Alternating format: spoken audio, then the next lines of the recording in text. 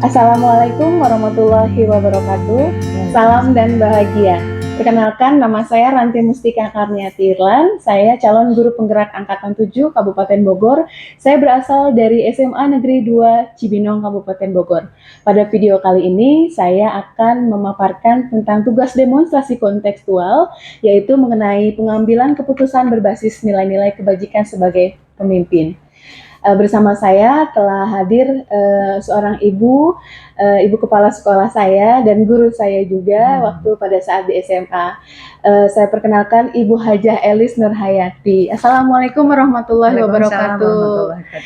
Ibu Hajah Elis Nurhayati MPD adalah kepala sekolah SMA Negeri 2 Cibinong, Kabupaten Bogor. Kali ini saya akan mewawancari beliau berkaitan dengan modul 3.1 tersebut.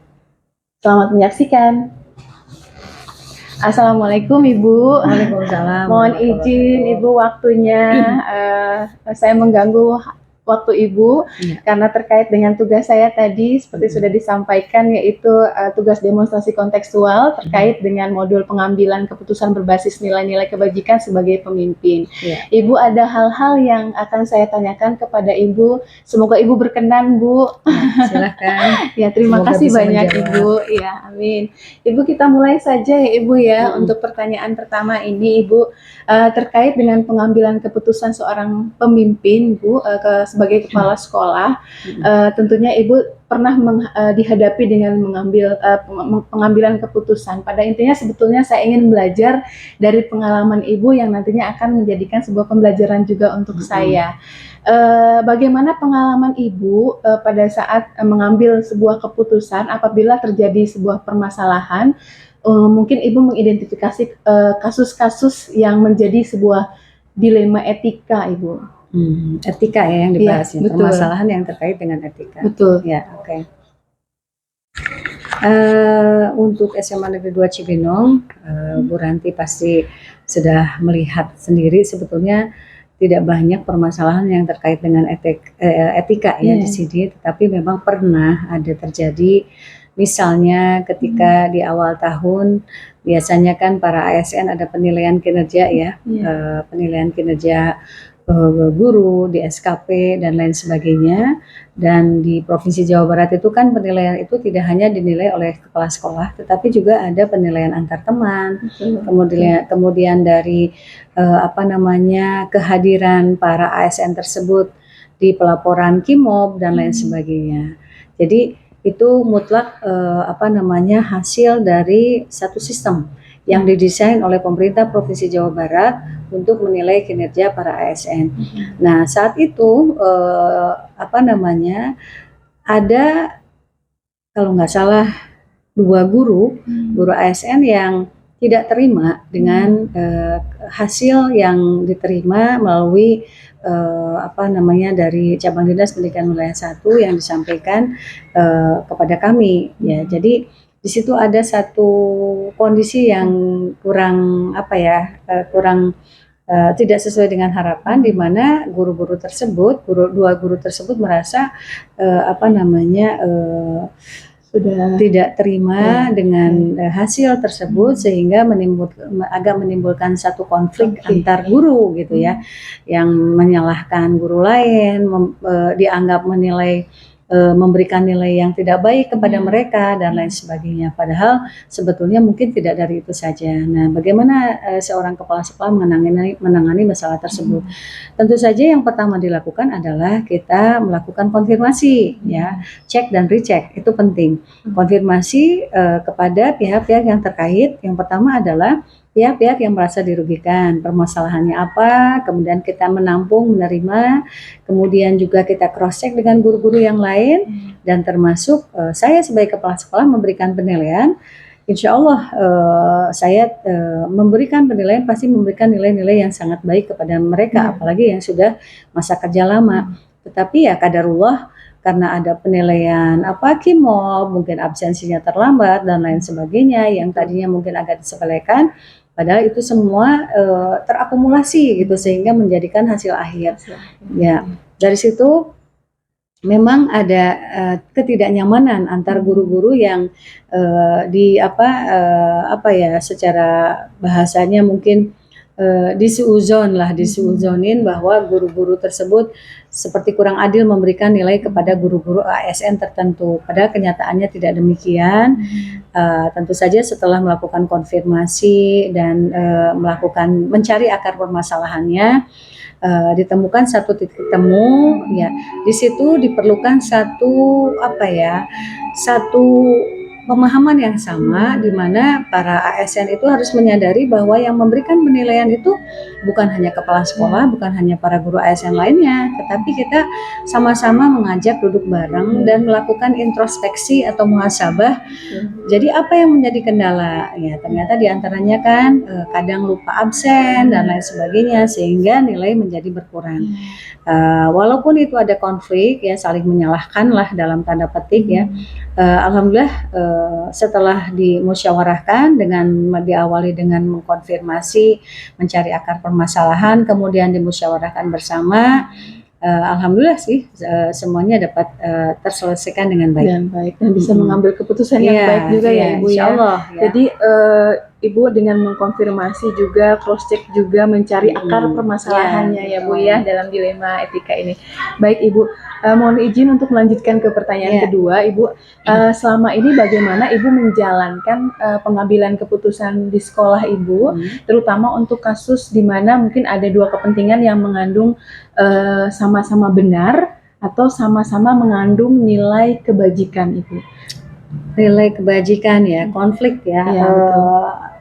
Mungkin kita ambil salah satu contoh dari salah satu guru ya, mungkin salah satu guru yang kebetulan mendapatkan ujian sakit ya. Sakitnya itu agak permanen, kemudian sempat cuti, tetapi guru ini punya motivasi untuk sungguh-sungguh ingin kembali mengajar ya. Apalagi dari keluarganya juga didukung ya, support system dari keluarganya mendukung guru tersebut untuk kembali aktif bekerja, tapi dengan situasi kondisi yang tidak sama seperti ketika beliau tidak terkena sakit ya, dalam hal ini terkena serangan stroke gitu kan. Kami akhirnya mencarikan satu solusi ya. Disinilah peran seorang pemimpin pembelajaran, kepala sekolah yang berperan sebagai pemimpin pembelajaran. Di sini kita harus lebih bijaksana menyikapi hal-hal tersebut.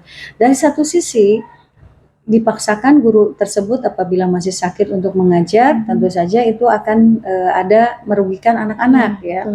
Tetapi di sisi lain, ketika guru tersebut sedang semangat-semangatnya ingin sembuh dan ingin menunjukkan bahwa dia masih mampu mengajar, cuma harus didampingi untuk menuju ke kelasnya dengan kayak shadow lah, pendamping untuk mengantarkan beliau jalan karena jalannya belum sempurna, itu akan sedikit menghambat waktu. Tetapi dengan musyawarah bersama, biasanya saya melibatkan tim manajemen dan penjamin mutu untuk diajak bermusyawarah. Jadi keputusan ini tidak selalu hasil keputusan kepala sekolah, tidak. Tapi saya mengajak teman-teman tim manajemen untuk sama-sama berdiskusi mencari solusi terbaik ya. Satu sisi memang sebagian teman-teman menganggap nanti ada komplain dari orang tua, takutnya karena gurunya masih sakit kok udah mengajar. Tapi sisi lain, nah ini dilematis ya. Sisi lain, kami juga melihat etos kerja guru tersebut ya. Saya melihat guru tersebut sungguh-sungguh ingin sembuh dan sungguh-sungguh ingin ingin mengajar kembali. Di samping sebagai motivasi ingin sembuh, diantaranya motivasi lain adalah beliau juga punya anak, membutuhkan biaya, harapannya dengan mengajar, sertifikasinya yang sempat vakum tidak diterima karena sakit ya, sakit, harapannya bisa kembali seperti dulu. Jadi banyak hal yang memang betul-betul menjadi pertimbangan, tidak hanya melulu sebatas layak tidaknya beliau mengajar. Nah, itu mungkin yang menjadi pertimbangan, yang ada sisi kemanusiaan yang harus kita pertimbangkan. Jadi kita ambil jalan tengah di mana guru tersebut kita edukasi. Yang pertama adalah guru tersebut tidak diberikan tempat mengajar di lantai 2. Jadi itu kebijakan salah satunya. Kemudian juga guru tersebut diminta untuk lebih cepat dalam akan memasuki kelas sehingga tidak menghindari keterlambatan KBM karena jalannya agak tidak sama dengan kita yang sehat karena pasca stroke itu ada gangguan untuk bergerak gitu kan. Dan alhamdulillah sampai saat ini sudah berjalan itu sejak saya hadir di sini ya. 2020. Sekarang udah 2023. Alhamdulillah anak-anak juga diberikan pemahaman, orang tua juga paham. Jadi tidak ada permasalahan yang berarti. Alhamdulillah ini bisa diselesaikan dan gurunya pun semangat. Yang lain pun akhirnya sangat mendukung. Masya Allah, luar biasa ya Ibu ya. Jadi di antara kepentingan yang mengandung unsur sama-sama benar, di satu sisi juga kan beliau ini masih mengajar dan Ibu juga memberikan keputusan yang luar biasa ke semua pihak, itu baik ya Bu ya. Harus ya, betul-betul harus ya Bu. Ibu, pertanyaan selanjutnya ini ada langkah-langkah atau prosedur seperti apa yang biasa Ibu lakukan selama ada permasalahan itu Bu? Bisa jadi permasalahan dari mana gitu atau apapun juga. Permasalahan apapun ya? Iya betul Ibu. Kalau langkah-langkah dalam menyelesaikan permasalahan mungkin hampir sama dengan pertanyaan yang pertama tadi ya. Saya selalu melakukan konfirmasi dulu ya, memberikan kesempatan untuk cek dan recheck ya, cross check. Kemudian kita kalau dalam ranah hukum itu kita harus ada kesempatan mereka untuk meyakini bahwa mereka praduga tak bersalahnya gitulah. Misalnya kalau ada permasalahan ya, otomatis kami melakukan konfirmasi, cek dan recheck, sama mencari permasalahannya apa dulu ya. Baru itu saya biasanya mengajak tim inti kalau memang pembicaraan topiknya bukan masalah-masalah yang sangat pribadi yang bisa didiskusikan dengan tim manajemen, saya akan diskusi dengan mereka. Setelah itu barangkali kita mencarikan, setelah tahu titik permasalahannya, justru kita mencari titik temu untuk menyelesaikan satu permasalahan ya dengan cara musyawarah. Biasanya kami melakukan musyawarah. Yang utama adalah komunikasi ya. Dalam musyawarah ini pakai komunikasi yang baik. Artinya komunikasi dua arah itu sangat penting, di mana kita saling menghormati, saling menghargai ya, tidak memiliki praduga atau suuzon ya. Tetapi kita selalu dengan awal pemikiran mindset yang positive thinking dengan segala permasalahan yang ada ya. Mungkin saja permasalahan itu muncul justru setelah kita cari tahu ternyata permasalahannya muncul karena ada faktor-faktor tertentu yang memicu, yang menjadi trigger dan bukan kesalahan pihak tersebut. Tetapi kadang kadung beredar ya, ada miskomunikasi juga bisa terjadi dan lain sebagainya. Biasanya setelah itu, setelah dimusyawarahkan, mendapatkan solusi, akhirnya nanti sampailah pada tindak lanjut apa yang harus dilakukan gitu aja. Jadi kami akan melakukan hal tersebut secara rutin ketika berhadapan dengan ingin menyelesaikan satu permasalahan. Begitu Bu Ranti. Wah, hebat Bu prosedurnya. Yang bisa saya pelajari itu Ibu selalu mendengarkan juga orang lain ya Bu ya. Jadi walaupun Ibu pemimpin, padahal yang memiliki hak untuk memutuskan dan mengambil keputusan itu, tapi Ibu mendengarkan tim manajemen dulu untuk bagaimana bermusyawarah untuk mufakat ya Bu ya. Luar biasa Ibu. Karena hasil diskusi musyawarah itu cenderung lebih baik karena mereka datang dari pemikiran-pemikiran yang berbeda dengan berbagai pertimbangan-pertimbangan. Dan ini pun cara saya mengajak teman-teman tim manajemen dan penjamin mutu untuk berkolaborasi. Berkolaborasi dalam langkah-langkah menyelesaikan permasalahan. Ini sangat penting. Luar biasa ya Bu. Baik, Ibu mohon izin untuk melanjutkan pertanyaan berikutnya Ibu. Ini ada pertanyaan mengenai hal apa saja Ibu yang selama ini Ibu anggap efektif dalam pengambilan keputusan pada kasus-kasus seperti dilema etika seperti ini Bu. Misalnya yang apa saja gitu yang Ibu anggap oh ini efektif ya ternyata yang tadi dari kasus-kasus yang sudah Ibu ambil menjadi keputusan. Sepengalaman saya dalam menangani kasus-kasus kasus dilema etika ya. Ya sama dengan yang tadi, selalu diawali dengan konfirmasi ya, kemudian check and recheck, musyawarah, problem solving lah, mencari solusi permasalahan, kemudian sampai pada mencarikan RTL, rencana tindak lanjutnya seperti apa. Dan mungkin untuk kasus-kasus dilema etika terkait dengan siswa, tentu saja ini kita melibatkan orang-orang yang sesuai dengan permasalahan tersebut gitu. Jadi kita menempatkan orang-orang sesuai dengan porsinya. Misal contoh ada dilema etika misalnya terhadap peserta didik.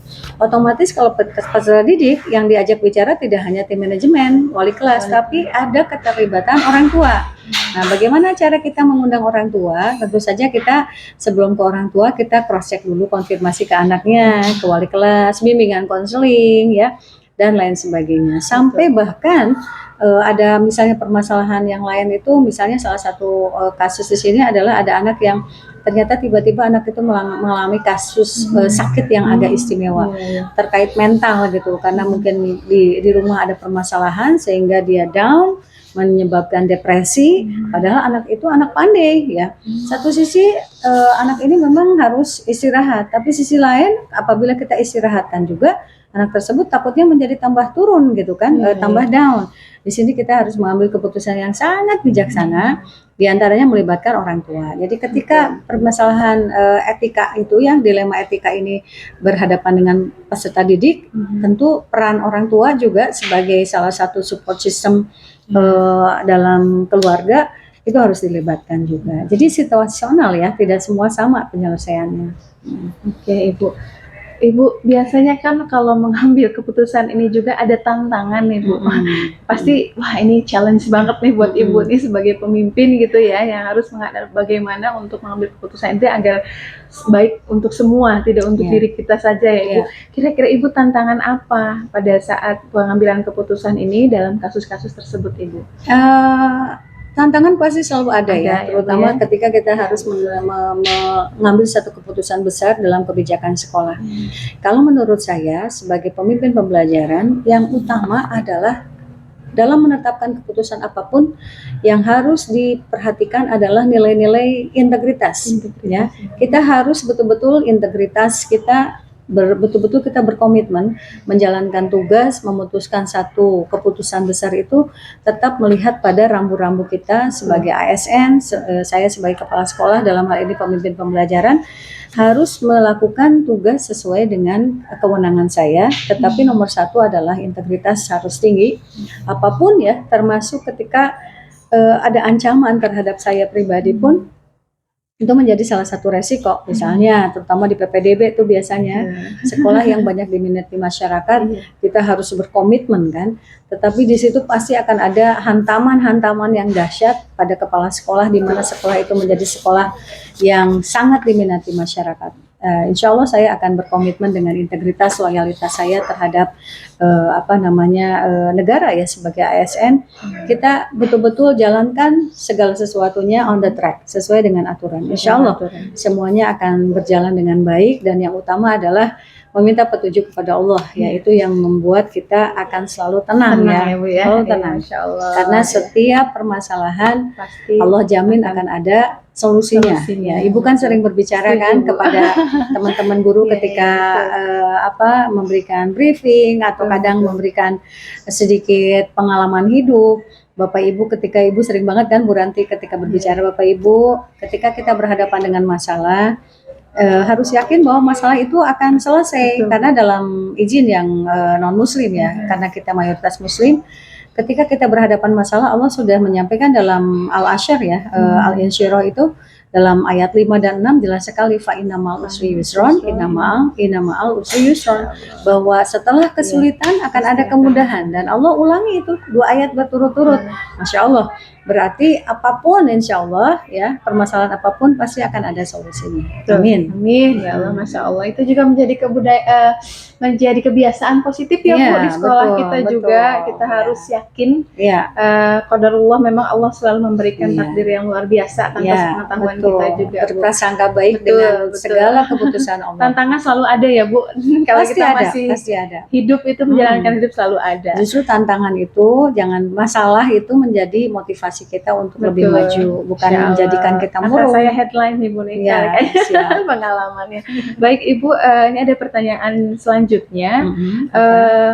Apakah Ibu memiliki jadwal tertentu misalnya dalam sebuah penyelesaian kasus dilema etika ini, atau Ibu langsung menyelesaikan di tempat, atau mungkin ya ada sebuah jadwal untuk menyelesaikannya kira-kira bentuk atau prosedurnya seperti apa yang biasa Ibu jalankan? Kalau jadwal permasalahan tentu saja tidak ya, karena kan Bu Ranti, permasalahan itu unpredictable ya, Betul. tidak bisa diprediksi kapan permasalahan itu muncul. Tapi ketika ada permasalahan, saya tipikal kepala sekolah yang tidak menunda. Ya. Jadi ketika ada permasalahan, cepat bertindak ya, cari info dalam bentuk konfirmasi tadi, kemudian cek and recheck, cross check, kemudian diskusi dengan tim, segera mengkomunikasikan ya, ini penting nih, segera mengkomunikasikan dengan pihak-pihak yang terkait seperti tadi ketika anak-anak misalnya yang dibahas, otomatis ada keterlibatan orang tua, keterlibatan wali kelas, keterlibatan guru bimbingan konseling, dan juga keterlibatan tim manajemen.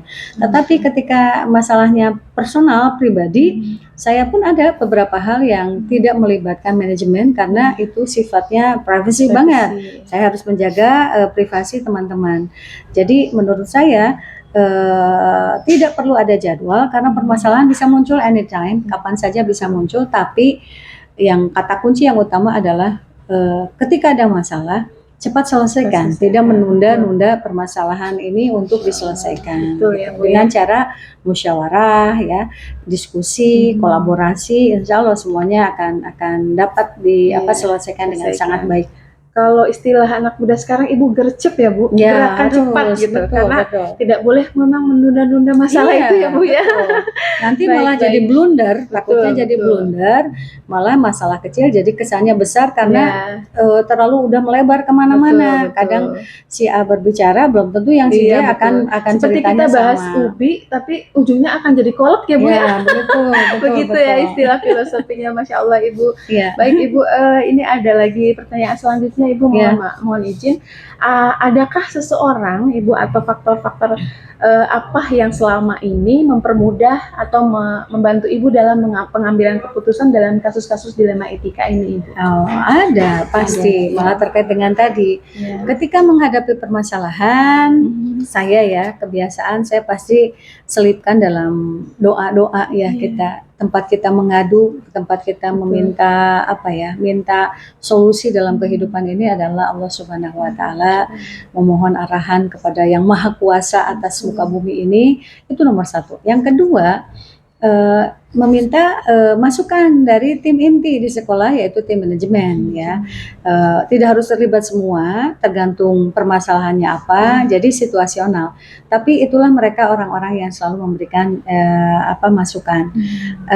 Tidak terkecuali juga mungkin kadang pengalaman antar sesama kepala sekolah berbagi cerita pun itu menjadi satu inspirasi juga. Walaupun itu secara tidak langsung kita terima ya, tapi banyak hal yang bisa menjadikan yang memberikan inspirasi atau insight ketika kita berhadapan dengan masalah.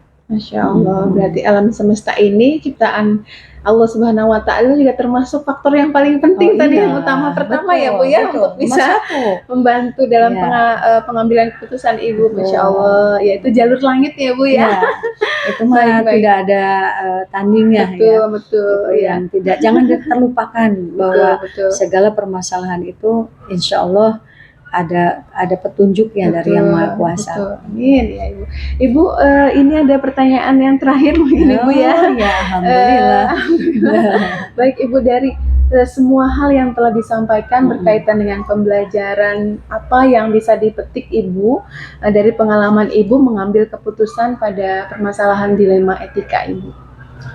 Ya, konteksnya ke dilema etika saja ya. Ketika saya berhadapan dengan dilema etika, memang seorang pemimpin pembelajaran pada satuan pendidikan harus sangat bijaksana dalam menetapkan satu keputusan, di mana kita harus mau menjadi pemimpin yang mau mendengarkan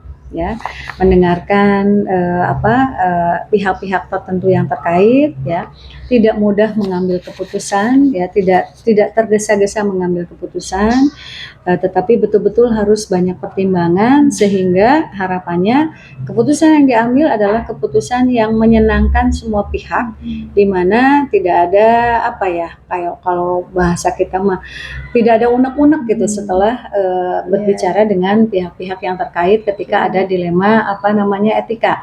Jadi dan di situ juga barangkali seorang kepala sekolah harus mampu menyelipkan pendidikan karakter. Pendidikan karakter ya dalam hal ini sangat penting. Bagaimana kita menangani permasalahan dengan baik, dengan cara mengingatkan teman-teman yang terkait permasalahan ini untuk senantiasa melakukan muhasabah karena penting. Tidak mudah melakukan evadir karena paling gampang kita menilai orang, tetapi sulit untuk menilai diri kita sendiri, terutama kekurangan-kekurangan. Bahkan orang lain lebih mudah melihat kekurangan kita. Nah, kalau seorang guru ya mampu melakukan muhasabah setiap saat, insya Allah mereka akan juga jadi guru-guru yang hebat ya, guru-guru yang selalu bisa menerima masukan dari berbagai pihak, tidak egois dan lain sebagainya. Barangkali itu diantaranya ya.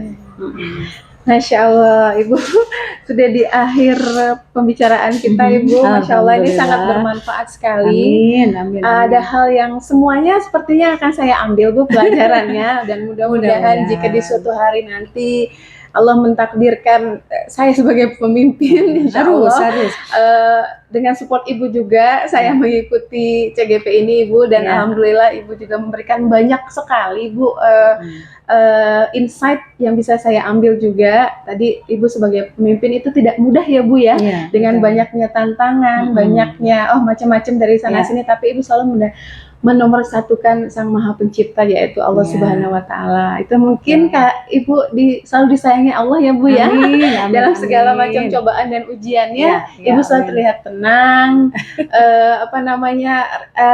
ceria juga, dan terlihat mungkin enak dilihat aja itu, Bu. Ya, baik, karena Ibu, jangan jadi kendala ya ketika berhadapan dengan masalah. Nanti misalnya Bu Ranti suatu saat Allah diberi kesempatan untuk memimpin, tentu saja jadi pemimpin itu pemimpin yang amanah, pemimpin yang dicintai oleh sama teman-teman guru, pemimpin yang selalu mengedepankan kebersamaan. Pokoknya banyak hal positif ketika kita mendapatkan amanah menjadi seorang pemimpin. Dan tadi yang Bu Ranti sampaikan, seorang pemimpin itu harus memiliki kesabaran yang luar biasa. Ya, Bu ya. Karena itu sangat penting. Dengan kita menyelesaikan permasalahan dengan kepala dingin itu akan jauh lebih baik daripada kita mengandalkan keegoisan.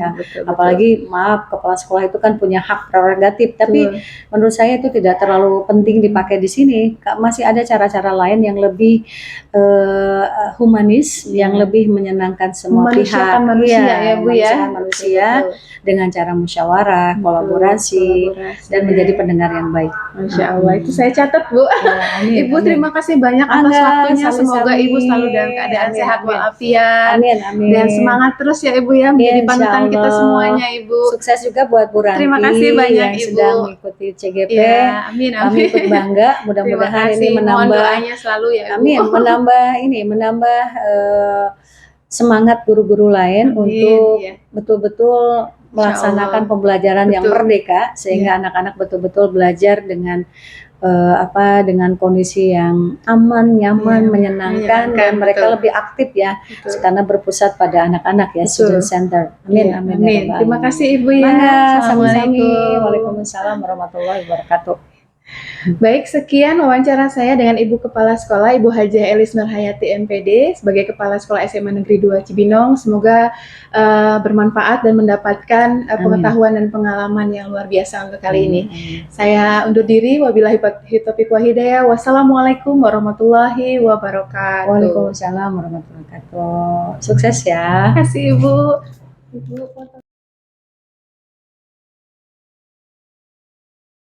Bagaimana Bapak dapat mengidentifikasi kasus-kasus yang merupakan dilema etika ataupun bujukan moral, Pak? Ya, pengambilan keputusan ini sangat penting ya, karena ketepatan pengambilan keputusan ini menentukan keberhasilan sebuah organisasi atau dalam hal ini sekolah dalam mencapai berbagai tujuan.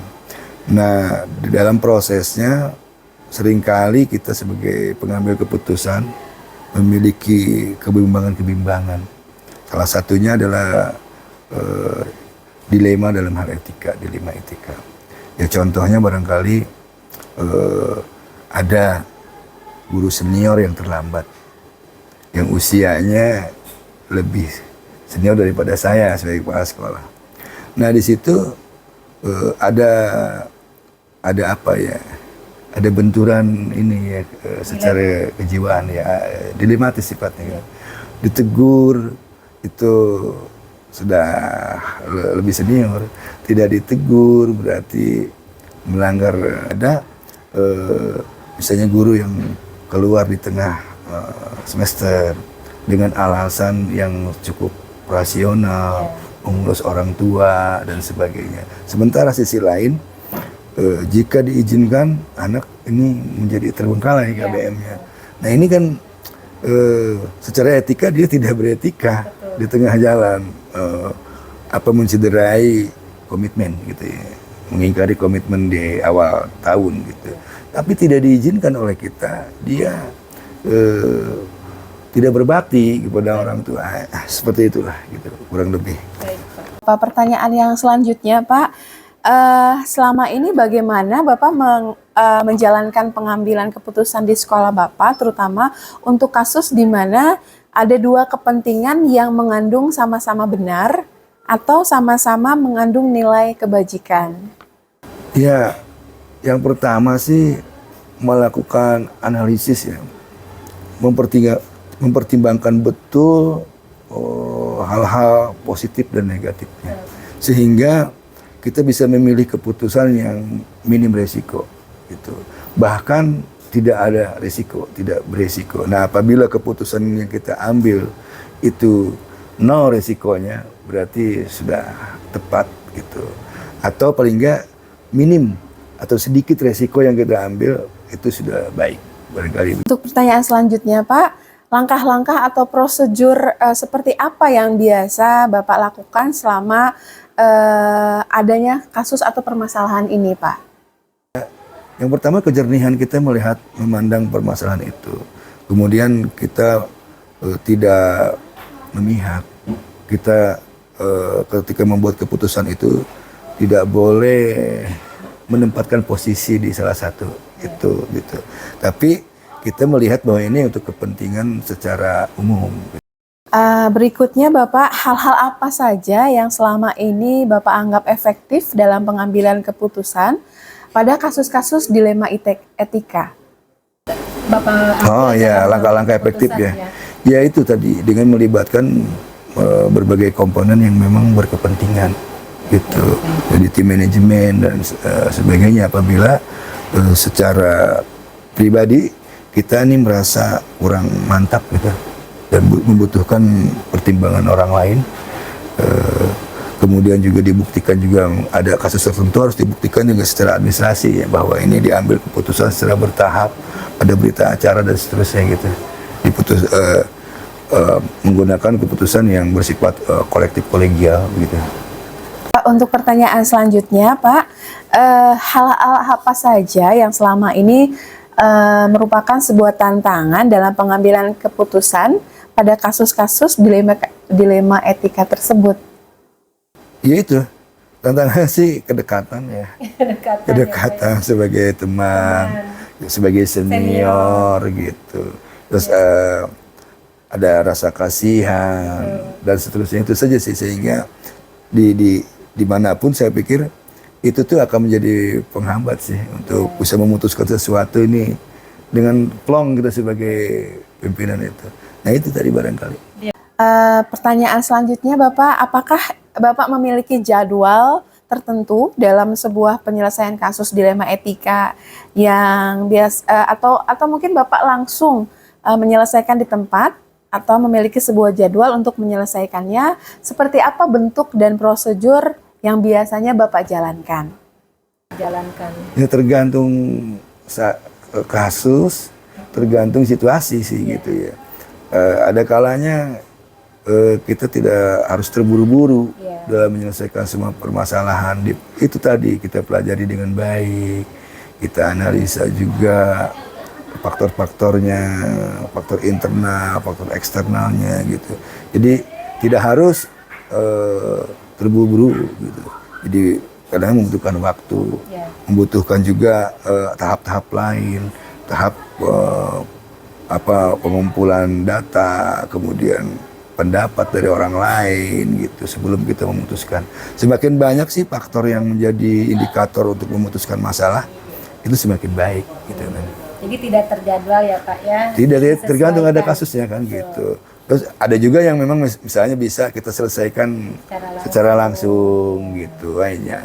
Kan penyelesaian itu tidak harus ini ya, peringatan dulu kan. Itu merupakan penyelesaian juga. Tergantung kasusnya, berat kasus juga.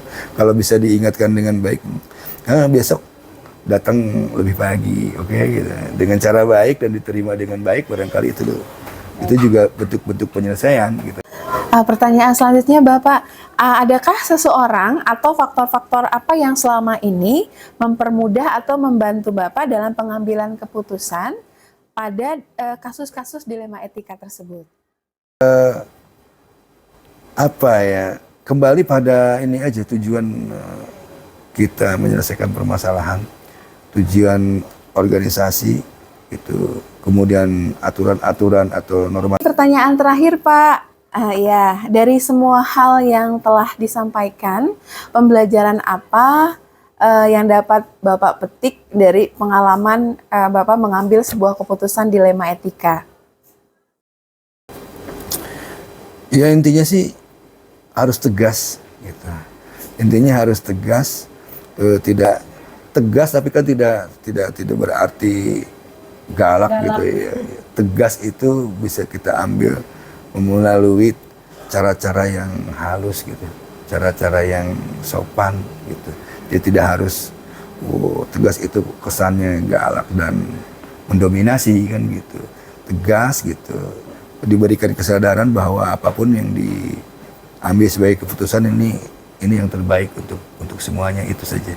Kalau sudah ada kompromi untuk bisa menerima, itu seberat apapun keputusan yang diambil, seburuk apapun itu seakan tidak akan menimbulkan risiko. Yang jelas ada komitmen untuk ini, kamu harus dihukum begini, bagaimana menerima tidak gitu. Kalau tidak, ayo bagaimana kan gitu. Nah kalau itu bentuknya hukuman gitu. Ya kurang lebih begitu. Alhamdulillahirrahmanirrahim. Bapak, terima kasih banyak atas waktunya dan juga pengalaman yang sangat luar biasa. Ini akan menjadi sebuah manfaat dan pengetahuan juga untuk saya, Pak, untuk bekal nantinya. Di mana Bapak sebagai pemimpin yang bijak, yang juga memperhatikan semua kalangannya dan pengambilan keputusannya juga baik untuk semua, tidak hanya khususnya untuk Bapak ya, jadi untuk semuanya. Terima kasih banyak Bapak atas pembelajarannya untuk kali ini dan saya mohon pamit. Terima kasih atas waktunya Bapak. Assalamualaikum warahmatullahi wabarakatuh.